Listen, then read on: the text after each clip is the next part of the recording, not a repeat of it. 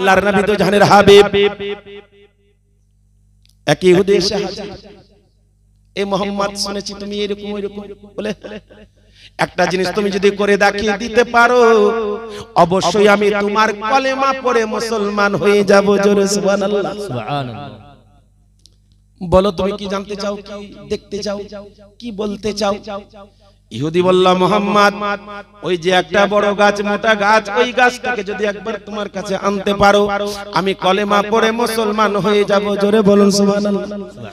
আব্বা আমার, বাবা আমার, ভাই আমার, একটা গাছকে যদি আপনি বদমাইশ হন, দুষ্ট হন, দুরাচার হন, তাহলে আপনি বলবেন মাওলানা সাবির আলী আপনি তো খুব বড় নামাজি, পরহেজগার, হাজী সাহেব, মৌলভী সাহেব, মুফতি সাহেব, মুহাদ্দিস সাহেব, মুকারি সাহেব, আপনি এই ধরনের।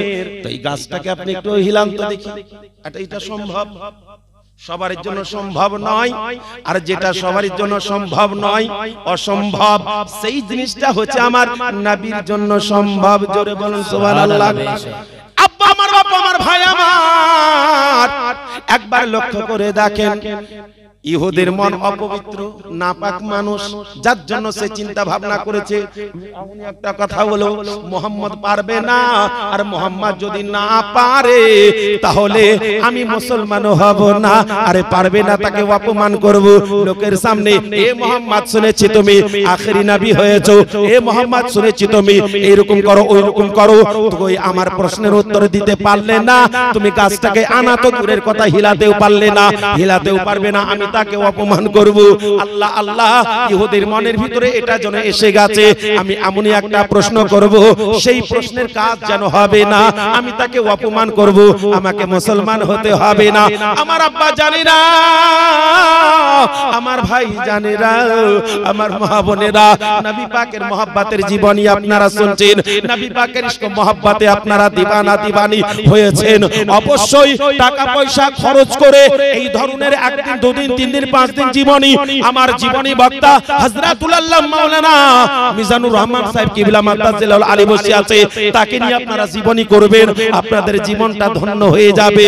নবী পাকের মহব্বতের জীবনী, আল্লাহর নবী তো জানের হাবিব, হাবিবুল্লাহ বলছেন, ইহুদি ভাই তুমি দেখতে চাও এই গাছটাকে আমি এখানে ডাকবো?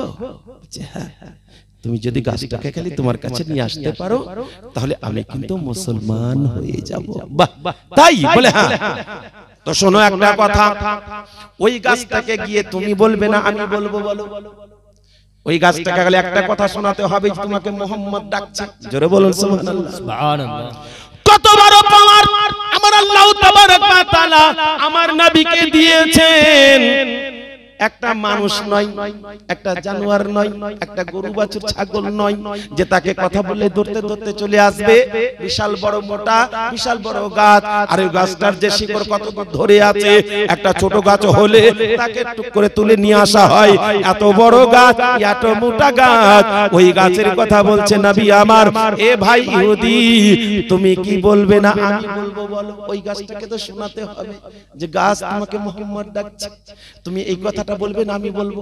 ইহুদি মনে মনে চিন্তা করছে, শুনেছি তো মুহাম্মদ খুব বড় জাদুঘর, এই জাদুঘর যদি একবার গিয়ে গাছের কাছে কোন রকম কথা বলে দেয় হয়তো শুনে নিতে পারে, আর আমি যদি কাছে গিয়ে বলি তাহলে গাছের তো কানও নাই, শুনবেও না, গাছ আসবেও না, আমি আরো অপমান করব। সাথে সাথে ইহুদি বলছে, ও মুহাম্মদ তুমি বলছো স্বাধীনতা দিয়েছো আমারে, অবশ্যই তোমাকে আর বলতে যেতে হবে না, আমি গিয়ে বলবো, তোমাকে যেতে হবে না। মনে মনে ভাবছে যে নবী তো হয়েও যেতে পারে, হয়েও যেতে পারে, গাছ নবীর কথা শুনে চলে আসতে পারে। তো আমি গাছের কাছে বলবো, গাছের কানও নাই, গাছ শুনতেও পাবে না, আর গাছ আসবেও না, তখন আমি মুহাম্মদকে অপমান করব। আমার আল্লাহ পাক কোরআন শরীফের মধ্যে বলেছেন, ওয়া তুইজ্জু মান তাশা ওয়া তুযিল্লু মান তাশা বিয়াদিকাল খায়র ইন্নাকা আলা কুল্লি শাইইন কাদির। আমার আব্বা জানেরা, আমার ভাই জানেরা, ইজ্জতের মালিক হচ্ছে আল্লাহ, জিল্লতের মালিক হচ্ছে আল্লাহ। কর্ম যেমন বান্দার হবে ওইরকম আল্লাহ আল্লাহ আমার ইজ্জত দেবে।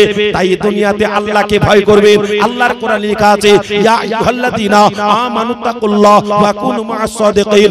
এই ইমানদার বিশ্বাসীগণ তোমরা আল্লাহকে ভয় করো, ওয়া কুনু মা'আস সাদিকিন, সত্যবাদীর সাথী হয়ে যাও। আমার আব্বা জানেরা, ভাই জানেরা, আল্লাহকে ভয় করে দুনিয়াতে চলাফেরা করবে। আমার আল্লাহ যদি ইজ্জত দেয়, দুনিয়ার কোন মানুষ আপনাকে জিল্লত দিতে পারে না, কেউ জিল্লত দিতে পারবে না। আল্লাহ আপনাকে ইজ্জত দিবে। আর আল্লাহ যদি জিল্লত দেয়, দুনিয়ার মানুষ আপনাকে কেউ ইজ্জত দেবে না। বাপ আমার, ভাই আমার, ইহুদি বলল তাহলে আমি বলি, মুহাম্মদ তোমাকে বলতে হবে না। সেই ইহুদি গাছের কাছে গেল, এই গাছ মুহাম্মদ তোমাকে ডাকছে, তুমি যাও। ইহুদিকে বলা হয়েছিল এই কথাটা শুনিয়ে তুমি দূরে সরে যাবে। এই জিনিসটা হাজার হাজার মানুষ তারা নিজের চোখ দিয়ে দেখছিল যে মুহাম্মদকে এরকম প্রশ্ন করা যায়। অনেক ইহুদি ছিল, আমার আকার গোলামও ছিলেন। আল্লাহ আল্লাহ, দয়ার নবী মুস্তাফা হাবিবুল্লাহ বসে আছেন, গাছের দিকে তাকিয়ে আছেন। আর নবী পাক সাহিবে কাউন মাকার যখনই নামটা শুনে নিয়েছে, ওই গাছটা একবার এদিকে হিললো, একবার এদিকে হলো, একবার ওদিকে হিললো, একবার এদিকে হিললো। তারপরে যত জ্বর ছিল সমস্ত জ্বরকে যেন পরপর করে ছিঁড়ে নিল। জোরে বলুন সুবহানাল্লাহ। হাফিজ সাহেবকে যদি বলা যায়, ভাই এই খুঁটিটা তোলেন তো, তাই নাকি?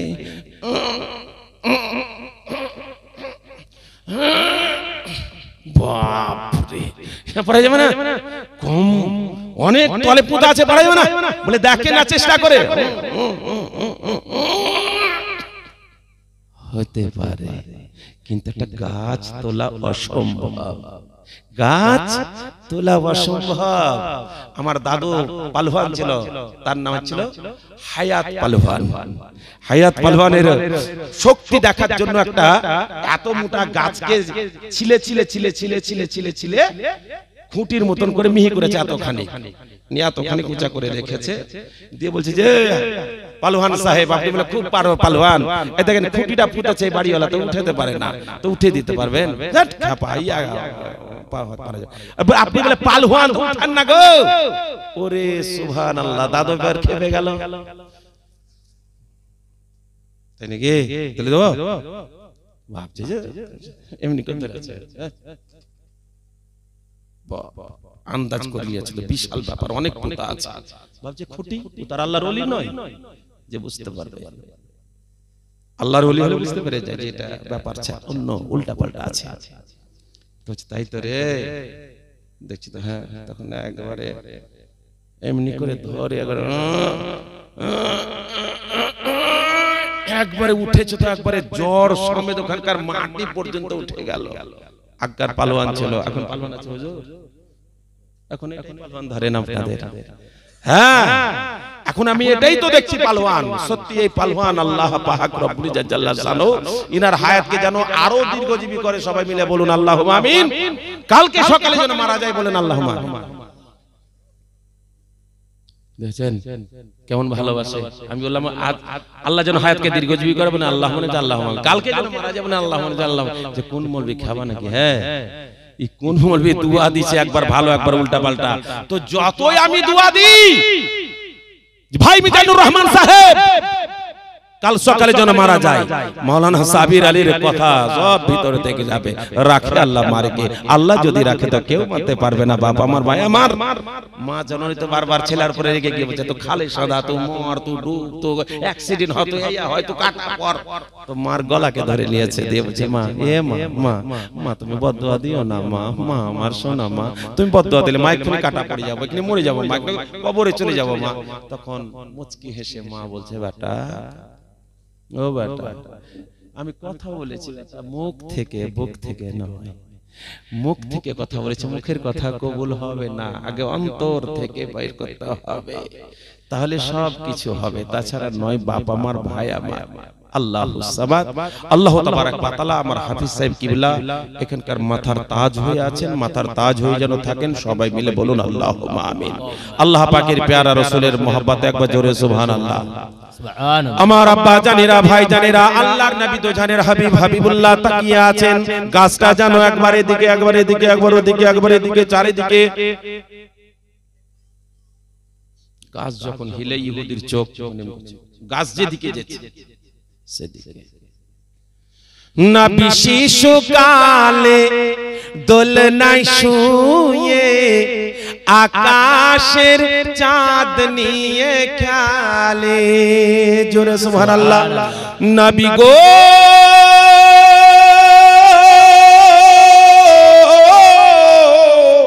নবী শিশুকালে দোলনায় শুয়ে আকাশের চাঁদ নিয়ে খেলে।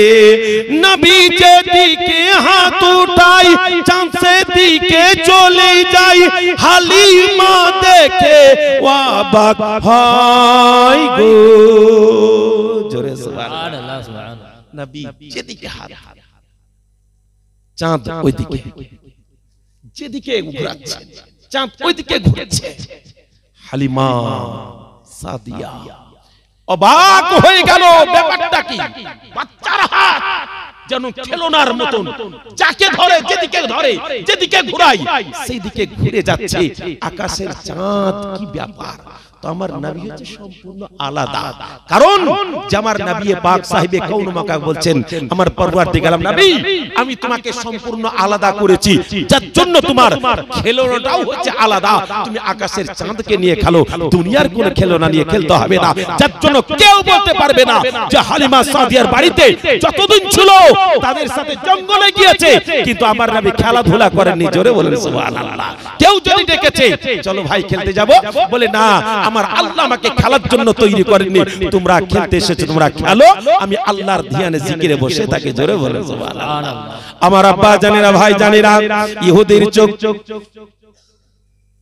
গাছ যখনই দেখিলে, গাছ যখন ওদিকে হিলে, কি ব্যাপার? ব্যাপারটা কি? ইহুদি আস্তে আস্তে দূরে সরে যায়, যে গাছ যদি একবার পড়ে যায় তাহলে আমি মরে যাব। না না না, আমি কাছে থাকবো না। সাথে সাথে ওই গাছটা ডানে হিলে বামে হিলে এদিকে হলে ওদিকে হিলে সব কিছু হিলিয়ে নিজের জড়গুলোকে পরপর করে যেন ছিঁড়ে তুলে নিল। আর যেমন মানুষ হেঁটে আসে ওই রকম ভাবে হেঁটে আস্তে আস্তে আমার নবীর কদম মোবারকে যেন চুমা দিল। জোরে বলুন সুবহানাল্লাহ। ইহুদির মন পাগল হলো গো। আর সাথে সাথে ইহুদি আলাপ আলোচনা করে বলে, সত্যি সত্যি আজকে লোকের কথা শুনে তোমাকে গালি দিয়েছি, তোমাকে বুঝতে পারিনি, তোমাকে মারার ষড়যন্ত্র করেছি, আমি অনেক রকম কাজ করেছি। আজকে আমি দেখলাম সত্যি তোমার পাওয়ার আছে, যার জন্য আমার মনটা দিবানা হয়ে গেল গো। আমি তোমার পদতলে স্থান গ্রহণ করতে চাই। একবার কলেমা পড়িয়ে মুসলমান করিয়ে আপনার গোলামের খাতাতে নামটা উঠিয়ে দিন। কালমা লা ইলাহা, জোরে লা ইলাহা লা ইলাহা ইল্লাল্লাহ মুহাম্মাদুর রাসূলুল্লাহ সাল্লাল্লাহু তাআলা আলাইহি ওয়াসাল্লাম। আমার দয়ার নবী মায়ার নবী হাবিবুল্লাহর মহব্বতে পাগল হয়ে কলমা পড়ে মুসলমান হয়ে গেল। জোরে বলুন সুবহানাল্লাহ। আমি তোমার প্রেমের ভিখারি ইয়া রাসূলুল্লাহ, আমি তোমার প্রেমের ভিখারি, আমি তোমার প্রেমের ভিখারি ইয়া রাসূলুল্লাহ, আমি তোমার প্রেমের ভিখারি ইয়া রাসূলুল্লাহ, ইয়া হাবিবাল্লাহ, ইয়া নবী আল্লাহ, ইয়া রাসূলুল্লাহ, আমি তোমার প্রেমের ভিখারি। আমার সাথে বলুন, আমি তোমার, আমি তোমার প্রেমের ভিখারি ইয়া রাসূলুল্লাহ আমি তোমার প্রেমের ভিখারি তোমার প্রেমের গো রাসূল নাই যে তুলনা নাই যে তুলনা গো রাসূল নাই যে তুলনা তোমার প্রেমের গো রাসূল নাই যে তুলনা নাই যে তুলনা গো রাসূল নাই যে তুলনা তোমার প্রেমে জিন্দা হলো উস্তুনে হান্নানা ইয়া রাসূলুল্লাহ জোরে সুবহানাল্লাহ তোমার প্রেমে জিন্দা হলো উস্তুনে হান্নানা ইয়া রাসূলুল্লাহ আমি তোমার প্রেমের ভিখারি আমি তোমার প্রেমের ভিখারি ইয়া রাসূলুল্লাহ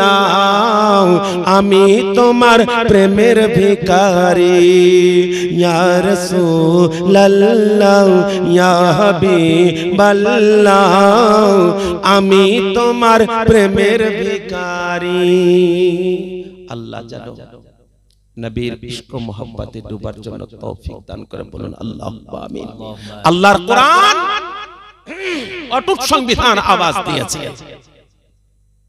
কুল হে রাসূল বলে দাও তুমি তোমাকে পাঠিয়েছি তো বলার জন্য 30 পারা কোরআন তোমার সিনাতে আমি নাজিল করেছি মানুষকে বোঝাবার জন্য নবী তুমি একবার তাদেরকে বলে দাও শোনো আদম টু ঈসা তোমার আগে যত এসেছে সবারই সব কিছু শেষ হয়ে গেছে নবী যতদিন তুমি থাকবে যতদিন আমি দুনিয়া রাখবো ততদিন কোরআন দুনিয়াতে থাকবে যেদিন আমি দুনিয়া ফানা করব কোরআনের পাতা থেকে যাবে অক্ষর সব আমি আল্লাহ উঠিয়ে নেব জোরে বলেন সুবহানাল্লাহ আমি নবী গো তোমার হেফাজত করব কোরআনের হেফাজত করব হে নবী আমি পাঠিয়েছি তুমি তাদেরকে বলে দাও তোমরা যদি আল্লাহকে পেতে চাও তো আগে নবীকে পাও নবীকে ভালোবাসো নবীর হয়ে যাও ইউহিব্বুকুমুল্লাহ আল্লাহ তোমাদের ভালোবাসবে ওয়া ইয়াগফির লাকুম যুনুবাকুম ওয়াল্লাহু গফুরুর রহিম তোমার জানা অজানা ছোট বড় সমস্ত গুনাহ নবীর সাদকায় maaf করে দিয়ে তোমাকে জান্নাতি করে দেওয়া হবে বলুন সুবহানাল্লাহ আমার আব্বা জানেরা ভাইজানেরা পর্দানশীল মা বোনেরা হায়াত বাকি তো মোলাকাত বাকি আল্লাহ যদি বাঁচিয়ে রাখেন রুজি যদি পৌঁছান তো ইনশাআল্লাহ কোনদিন আবার সাক্ষাৎ হবে নচেত আলবিদা আল্লাহ পাক যেন প্রত্যেককে ভালো রাখে বলুন আল্লাহুম্মা আমিন ওয়া আখিরি দাওয়ানা আনিল